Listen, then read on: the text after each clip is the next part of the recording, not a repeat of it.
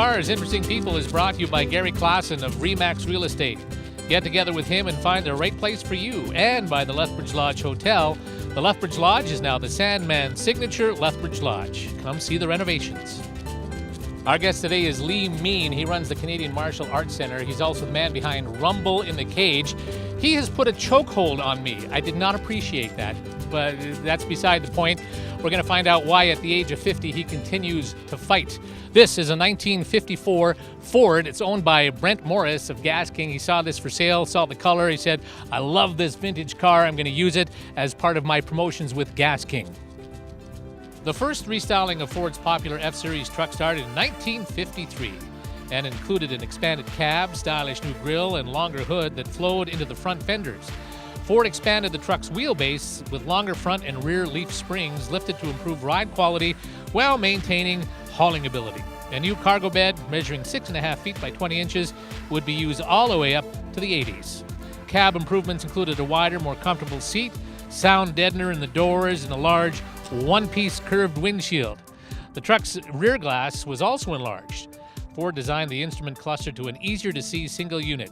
Dash switches were relocated, bringing them within easier reach.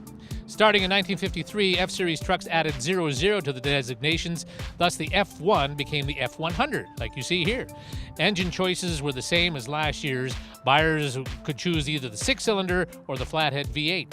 8-cylinder trucks were adorned with a chrome V8 emblem in the center of the grille, while 6-cylinder trucks had a chrome 3-pointed star. Updates for 1954 included a redesigned grille, new exterior paint colors, and minor trim changes. Aside from the standard straight 6, a higher compression 6-cylinder was offered at extra cost. But the biggest news was the availability of Ford's overhead valve V8. Time to go find Lee Mean. All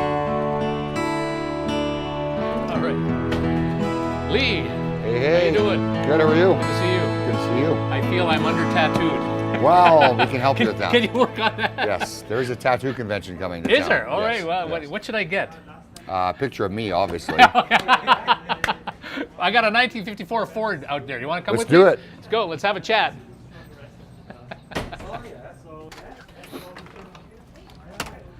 So, will it be the younger version of you or the older version of you? Both. Multitasking. All right. What do you think? 1954 Ford. Awesome. This is just slightly older than you. Yes. Not much, though. I know. Me too. In you go, sir. Thank you. Engine control. Switch is on. Push button start. Whoa. There you go. I like. What's your go-to vehicle if you ever had one that you needed, that you wanted? I don't know. I like all the new stuff. I have a new Ford from Dunlop Ford, and for that we should get a free Yeah. free oil change. I have a Mustang, Do you? 2017 Mustang from Dunlop Ford. Do you really? Yeah, and love them. But I like all the cars that are out there. They're all so cool, and I love classic cars.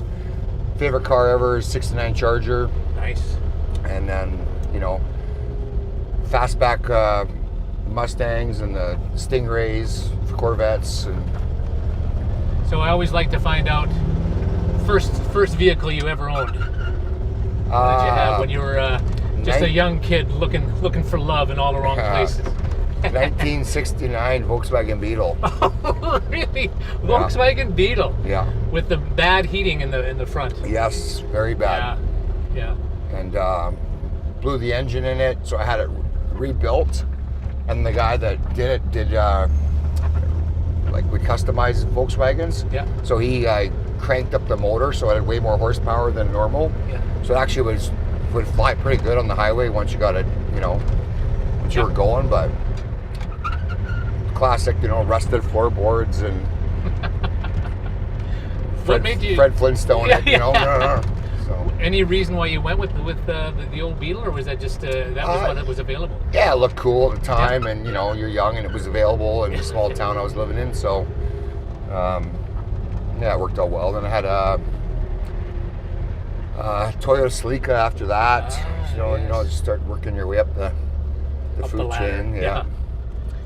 When you had enough money to buy something, what did you get? What was, like something that was decent. Yeah, well, I think my first truck, I got a Chevy truck from Davis Pontiac. Nice. And that was back with the Rumble, and I had it all logoed up with the airbrush with the Rumble logo on it and stuff like that. So another free oil change from Davis. Yeah. So been such great support from the community for stuff that we do here. That's why I love living in Lethbridge. It's so many great sponsors and people helping out with what we do. So let's go back. I don't know where you're originally from. Where are you from originally? My mom, and then after that, your mom. Good to know. Yeah. I wasn't a test tube baby. I grew up in Stettler. Oh, nice. Yep. So Central Alberta. All right, I'm just learning. Yeah, Stettler. Yeah. And then moved down to Cardston. My last semester of grade 12, my parents had already been living down there, so I followed them after my swimming career ended because of shoulder injuries. I didn't know you were a swimmer. Yeah. Were you a competitive swimmer? Yeah, I swam competitively from grade 3 right through grade 12. Wow. Went to provincials and nationals and all that stuff, and had a great time with it. What was your? Oh, geez, sorry about that, everybody. What was your specialty in swimming? Front crawl. I like butterfly. We kind of, you grew up doing everything, so I wasn't very good at the breaststroke, though. I didn't have the flexibility in the knees and the hips for it to get a good push, but just love swimming.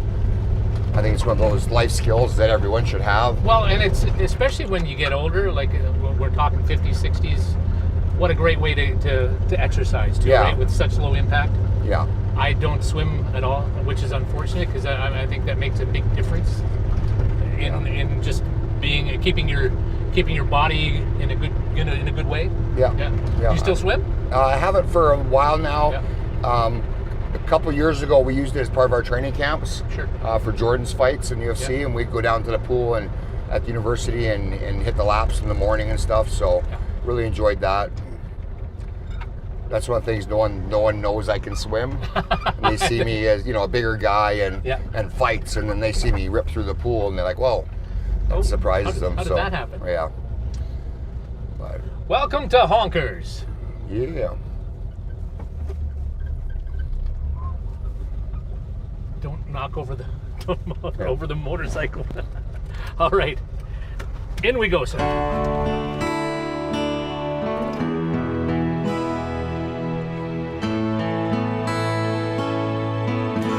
All right, so from swimming to beating people up. Yes. How did that transition come about?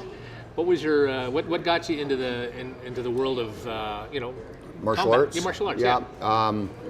I'd quit swimming because of shoulder injuries, and started to have a family and was busy doing that. And then my brother came back from the States and was doing Kempo karate.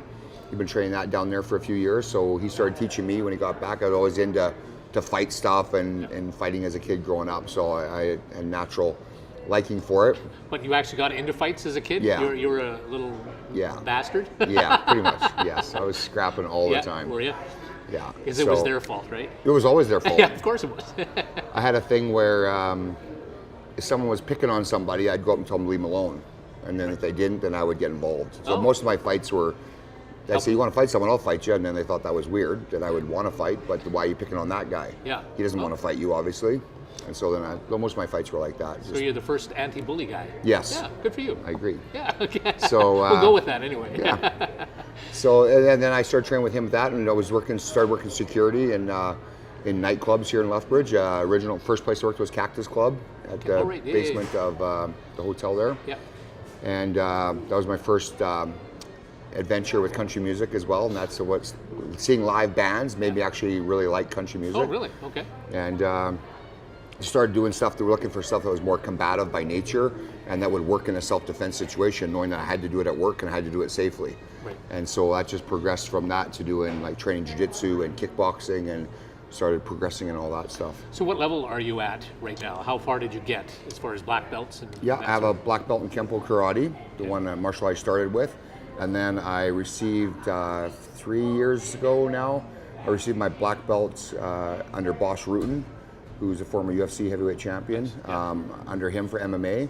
And I have a black belt in Brazilian Jiu-Jitsu under Mr. Roy Harris from San Diego. Wow. So I've got 3 black belts and 20 some years of training, and still learning. I mean, how much further can you go? Oh, never ends. Yeah. In Jiu-Jitsu, for example, I have a black belt, and I got a test probably in October for my second degree, and it just goes all the way up to 10, right? So realistically, for the time, like, you can only test every 2 or 3 years based on when you got your belt, so you can test again. So I'd have to live to be 150, I think, to get to the the red belt and all that stuff that guys do have now. Because I didn't start till I was older. I didn't start doing martial arts till I was 25. I didn't start doing jiu-jitsu and stuff till I was 30, 32. Yeah. So. Well, what about the psychology of being a bouncer like you were? I mean, because you don't necessarily want to be in a fight, right? You want to prevent a fight from happening. Right. In that way, right? Is that kind of the goal? Yeah, absolutely. Yeah. I would say I don't get paid to fight. Yeah. At the bar. Yeah. I get paid. The less I do, the better my pay is. Sure. You know what I mean? As far as that goes, I got absolutely. to sit around and socialize. And I didn't have to do anything. That'd be great.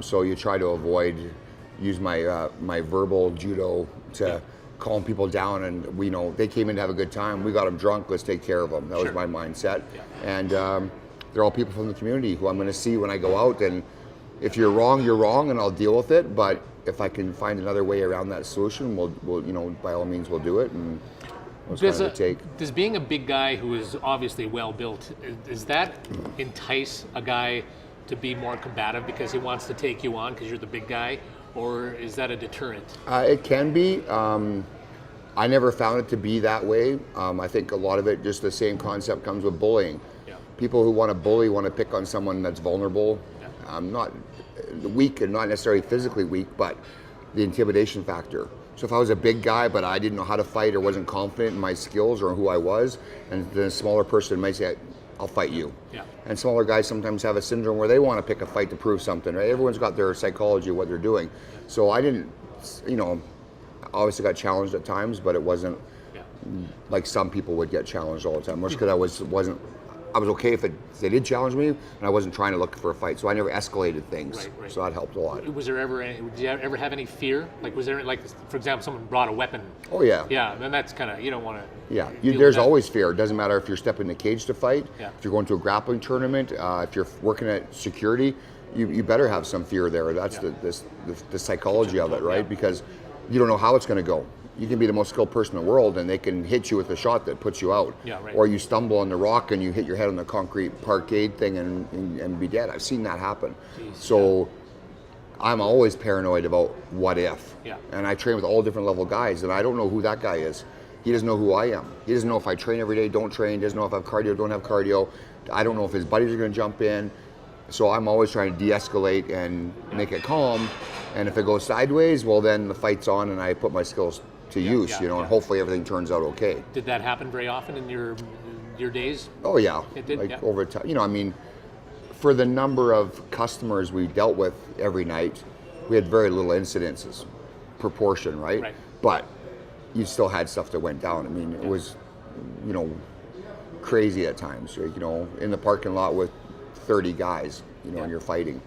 I will I'll bring this up again because I still can't believe doing an interview with you years ago with Seen and Heard, and I said, all right, take me down. And you went and took me down. It still hurts. Yeah. you do I'm have the skills. Much better now. I'm much better. You've got the skills. I was a rookie then. Yeah. Anyway, what got you into the ring? What made you say, okay, I want to get into the ring, I want to fight? What motivates you to do that? Just a personal challenge. Yeah. You want to test your skills, your training stuff, and when you're training, you're not going full contact. Everything's reserved. Yeah. So it was that personal challenge of, can I get in there and do that? And what do I know? What do I know? I don't know anything about the guy I'm fighting, and he's obviously trained and skilled as well. He's not just some guy off the street who thinks he can fight. He actually trains, and that was the first thing. I had a fight in Calgary. It was pancrase rules, so we could kick and hit. We had to have palm strike. You couldn't punch, closed fist, but you could palm strike, which I was used to doing the Bosch Rutten system. That's one of the strikes we used was a palm strike. So I was okay with that. But I was fighting a guy who was a blue belt in jiu-jitsu at the time, and I didn't have any belts in jiu-jitsu, just kind of dabbled in it. And I hit him with a palm strike and broke both bones of my arm. Oh, jeez. So my arm was flopping, and it was a 7-minute round. So the fight continued, and he got me down on the ground because he knew more grappling than I did, and he was another big heavyweight. And I didn't know how to get out from the bottom. I just kept bucking my hips. Yeah. And eventually I won the fight. Well, you did? Yeah, because I beat him up enough striking, standing up, that he didn't do anything but lay on me and bleed. So I won that fight, but then I had to go get surgery, and I was out for 6 months. So then I started going, well, how come I don't know how to get out of this position? So then that's when I met up with Mr. Roy Harris, and I started training with him from San Diego. Right. Yeah. How did MMA get so popular, do you think, over there? I mean, it was always, there was wrestling and professional wrestling, I guess, and then boxing was always the big one with the Alis and the whatever. How did it, because there is a transformation, it seems, that MMA has become sort of the sport in martial arts. Yeah, where do you think that started? How did it happen? I think it's one of those things that everyone gets fighting. Yeah. That's why boxing was so popular. Everyone gets it. It doesn't matter what country you're from or what your income level is, you get what fighting is. Right. Everyone understands. Everyone's probably been in a fist fight. So MMA is one of those things where they're intrigued by it because it's fighting. They understand it. Then there's parts of MMA with the grappling that people don't understand, and that makes them go, oh, what is that? Why are they doing that? And then now they become more educated on how technical that is and how physically exhausting it is. Now people appreciate that, and Brazilian Jiu-Jitsu and that type of grappling has become more popular as well because of MMA, and you see the need for knowing how to fight on the ground. You know, not just for professional fighting or amateur fighting in a cage, but for self-defense. Yeah. What do you do? So that's been the spur of it. And martial arts has always been popular, and MMA brings in all these guys. Oh, you got a guy who's a Taekwondo black belt. Well, what can he do when he fights a guy that is a good wrestler? Yeah. And you got a wrestler, what can he do if he doesn't know how to kick and punch? Yeah. So it's always that intrigue, and then the skill of now, it's, again, TV and everything, it's selling big numbers. Big money, yeah. Speaking of big money, what about the big fight coming up? The one, the one I'm talking about? Yeah. Conor. Oh, that one. I thought you were talking about mine in November. Okay, never mind. There's that one, and there's the other one. What's your take on a boxer taking on an MMA fighter? I mean, everyone's saying that it's no contest, but... Yeah, well, here's the reality. Mayweather specializes in boxing, and he's the best in the world at what he does. Right. I personally don't care to watch him fight because he's a defensive fighter and avoids the fight, and he's good at getting not hit. Right. And that's not very entertaining to me. I think if you have that skill level, you should be able to control the timing. If you can control the timing to make a guy miss, you should be able to control it well enough to make him pay. Right. Hit him back, score more points, do damage, try and finish the guy, and if it doesn't happen over 12 rounds or whatever it is, then so be it. He took more punishment than you did, and you win the fight. Yeah. It's interesting because, again, you got a guy who's willing to step up and challenge himself to I'm going to go to your world and fight you and your rules, your way, your gloves, everything you've been best at. Mayweather would never go fight MMA. Right? Because we know what would happen there, too. The same thing, the same lobster. Yeah, he has a puncher's chance. He's a boxer. He could hit the guy and knock the guy out. But in reality, he's probably going to get taken down and tapped out because that's not his area. Right. Where McGregor does both. Right. So it has that intrigue to it. But, it's the gong show, freak show type fight, which sells tickets, which is good. Yeah. It's good for both sports. I don't think it hinders either sport. It doesn't hinder any guy's career either. Yeah. They're just making tons of money. Good for them. Well, they're making $100 million each or something? Yeah, That is something or more. stupid. I mean, yeah.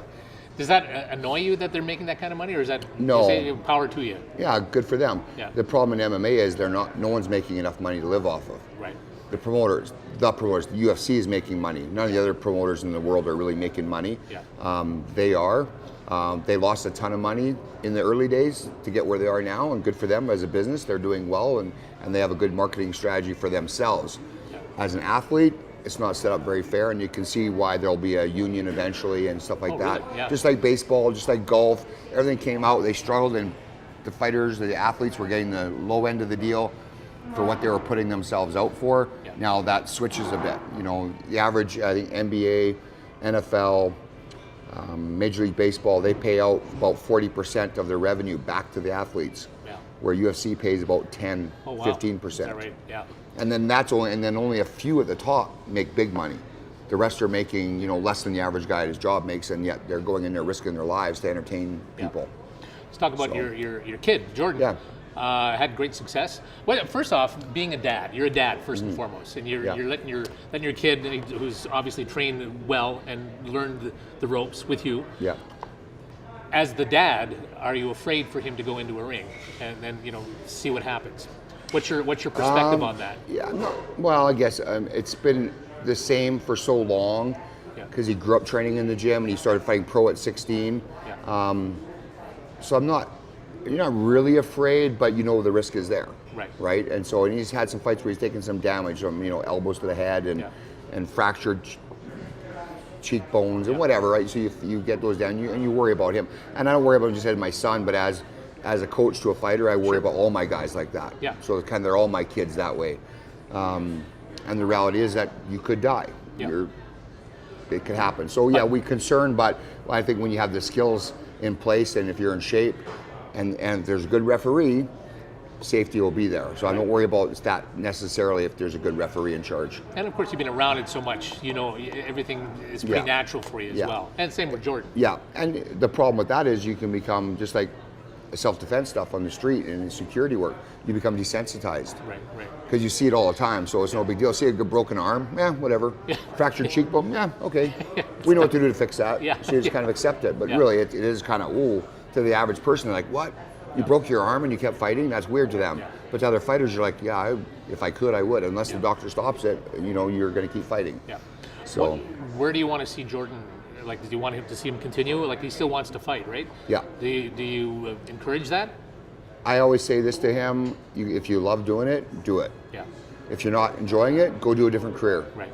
Because again, it's that sport where if you're not having fun, you're not enjoying the training and the process. The training is the hard part. Doing the camp is physically and mentally demanding and draining.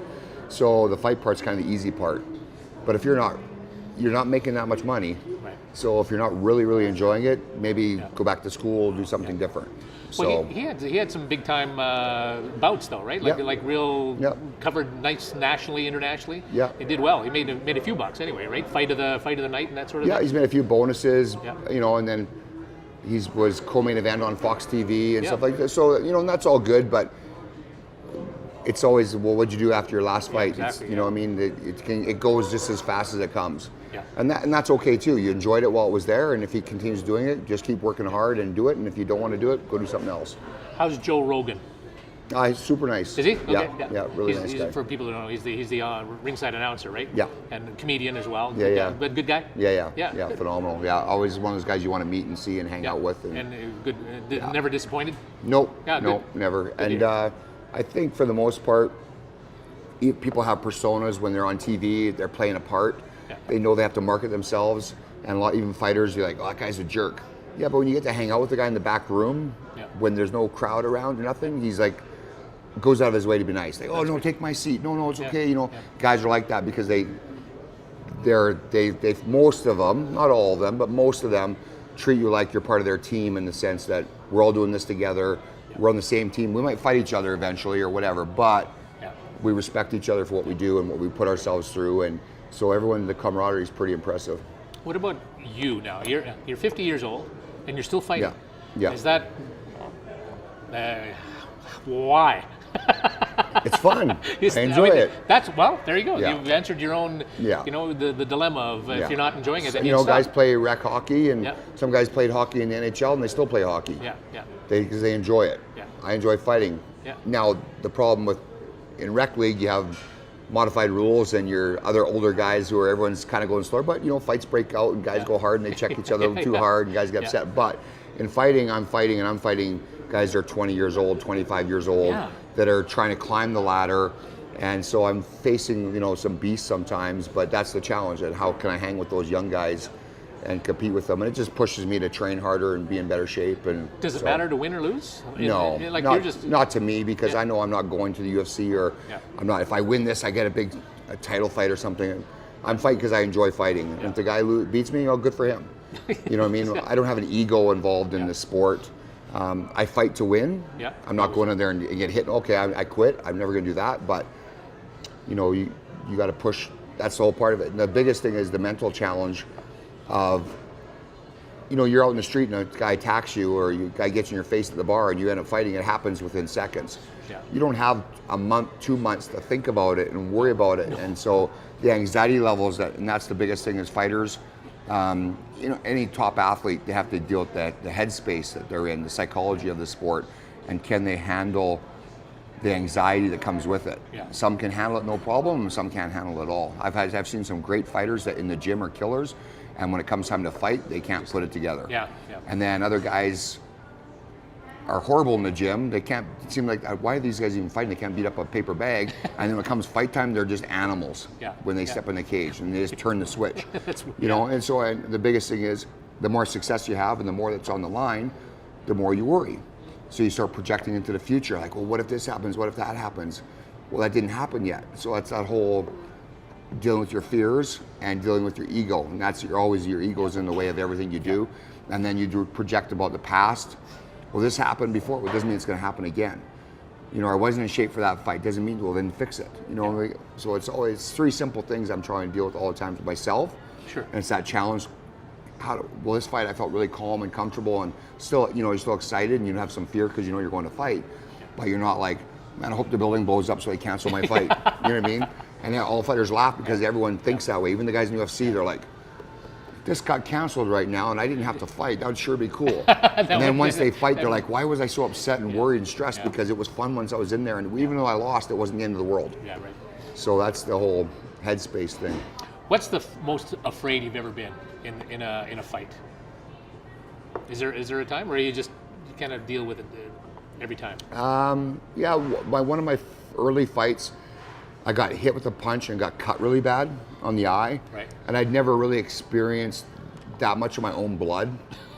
So being on the ground and seeing all your blood, and you can't see out of your eye, so you don't know if your eye's gone, detached. You don't know, right? You just can't see, and there's blood everywhere.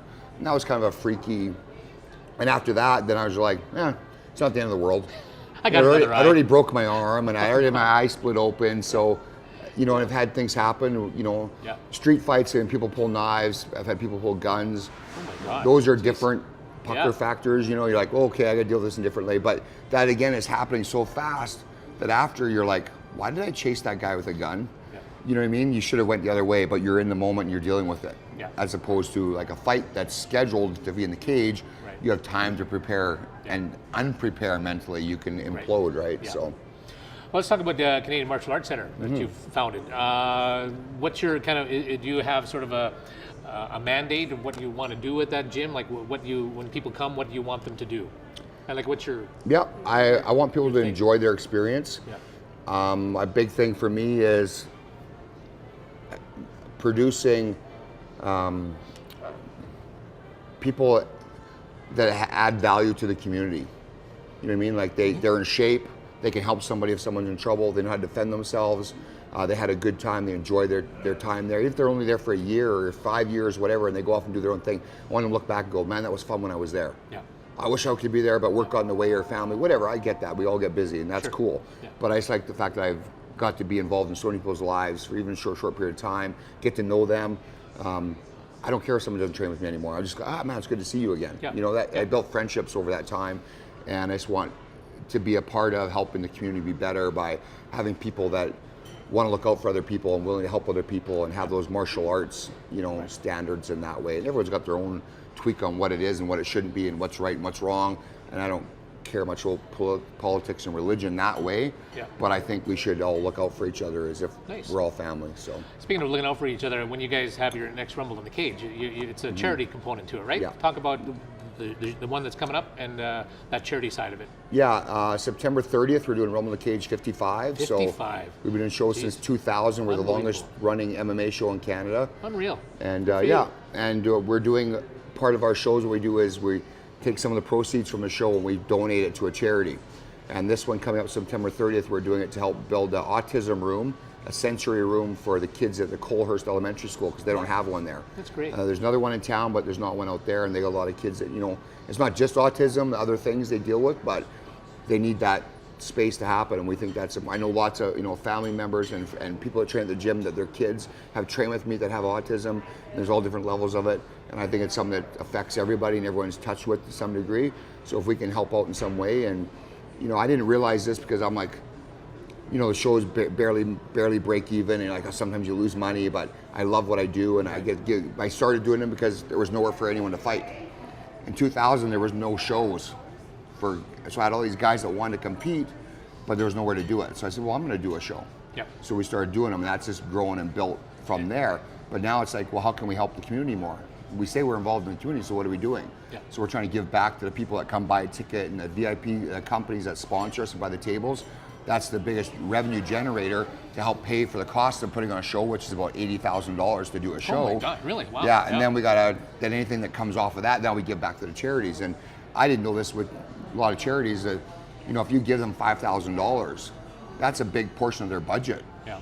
Because, I thought their budget should be way more, but obviously they're nonprofit. They're trying to squeak by with grants and whatever they can get to. So it really helps them to have that influx of cash and so that makes it even, I'm more happy about it now than when we first started. I thought, it'll be a small drop in the bucket for a lot of people, but it turns out it's a big drop to a lot of companies and stuff. So. Did you ever think you'd be going for 55 matches? Like 50? I really didn't. In 2000 when we started, I thought I was just going to do it. It's going to be fun, and didn't have a long-term plan. Yeah. Didn't do that, but we've been doing it long enough. Yeah, we just want to get by and do a good job and the people that come to the show, I want them entertained. Yeah. I'm not worried about TV. I'm not worried about if it happens, great. But the main thing is that people they enjoyed the experience. Good. They come away going, man, that was awesome. Well, the best thing is when I see fighters fight and how they shake hands and hug each other after and appreciate each other for sharing that moment in the cage, and the people in the crowd get to see that and say, that's the martial arts spirit. Obviously some guys don't like each other and they don't like each other after the fight and they're bitter or whatever. But for the most part, you see the camaraderie with the athletes, and it is a sport, and we're doing martial arts and we're testing our skills, but it's just neat to see that when the friendships, and it's what I appreciate since doing the show since 2000. A lot of the teams I deal with, I've been dealing with since then, the coaches and the people. So their fighters have come and gone and changed their fighters, but me and the other coaches have been friends for this long. So we have these great relationships where their guys can come train at my gym, I can go train at their gym. And then their new guys come up and a lot of new guys think, we got to hate the other guy to fight him. And they see us all standing around joking and talking to each other at weigh-ins and all this stuff, and they're like, I guess I don't have to. I don't have to not like a guy to fight a guy. We're doing it because it's a sport. We're going to push each other and challenge each other as hard as we can. But as soon as it's done, let's go have a drink together and laugh about it. So, and this one is happening where? September 30th. It's a Saturday at the Service Soccer Center, Sports Center. Okay. Great venue. It'll be fun. We'll look forward to that. Yeah. Good stuff. One final question. Where should I put my tattoo of you? Well, if you put it on your butt cheek, then you tell people to kiss your ass, and you'll get some benefit out of it. That it's me they're kissing. But otherwise... We'll just leave it at that. We'll leave it at that. Lee Mean, thank you very much. Cheers. Thank you. Cheers. All right. No holds on me today. All right. All right. Cheers. Cool Cars, Interesting People has been brought to you by Gary Clausen of Remax Real Estate. Get together with him and find the right place for you. And by the Lethbridge Lodge Hotel. Lethbridge Lodge is now the Sandman Signature Lethbridge Lodge. Come see the renovations.